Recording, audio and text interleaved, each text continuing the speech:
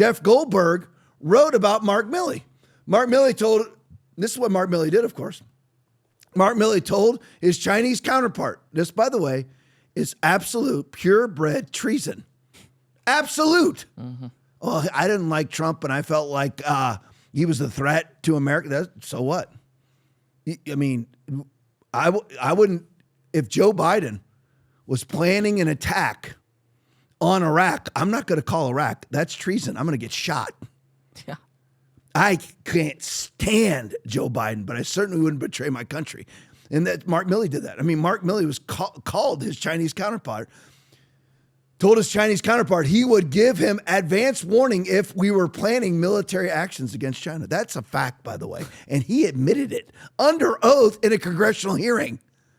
And I called him up and said, don't worry if Trump's going to do anything, because Trump is a greater threat than Xi Jinping. And you believe Xi Jinping, who every single day marches Uyghur Muslims into trains that look like they're heading off to Auschwitz or Dachau, they're being raped daily, having experiments done on them, and murdered every day. And Mark Milley trusts that. Mark Milley trusts the Wuhan Institute of Virology, the Chinese PLA bioweapons lab. He trusts those people more than Donald J. Trump, to where you're gonna go, I'll warn you if Trump does something. I mean, it's absolute treason. What did Goldberg write about him? This is the article Jeff Goldberg wrote about him. The Patriot. Ugh.